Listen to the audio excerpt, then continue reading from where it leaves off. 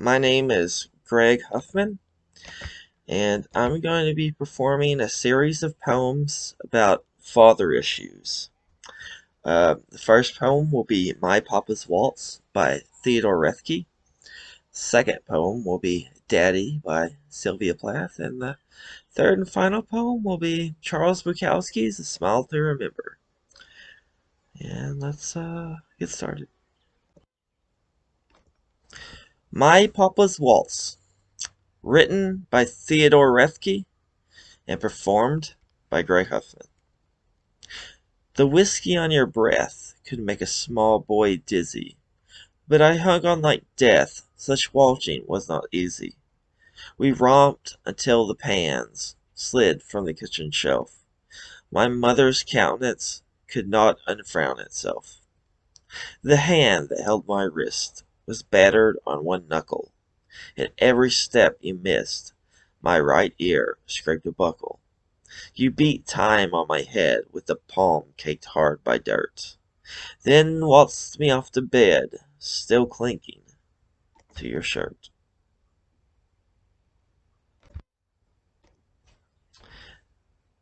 Daddy by Sylvia Plath.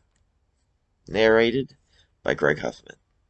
You do not do any more black shoe, in which I have lived like a foot for 30 years, poor and white, barely daring to breathe or I chew.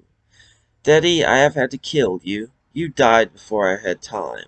Marble heavy, a bag full of God.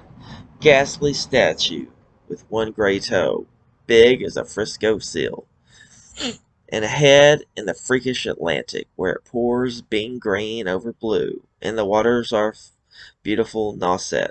I used to pray to recover you, Akdu, in the German tongue, in the Polish town, scraped flat by the roller of wars, but the name of the town is common, my polite friend.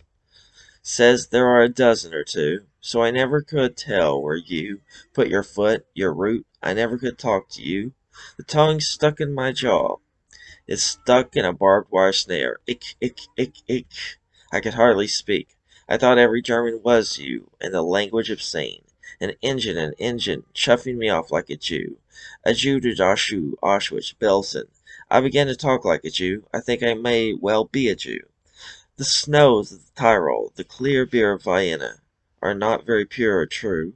With my gypsy ancestress and my weird luck, and my Tarek Peck, I may be a bit of a Jew. I have always been scared of you, with your Luftwaffe, your gobbledygoo, and your neat mustache, and your Aryan eye, bright blue. Panzerman, oh you.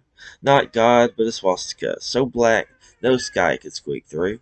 Every woman adores a fascist, that boot in the face, the brute heart of a brute like you. You stand at the blackboard, Daddy, in the picture I have of you.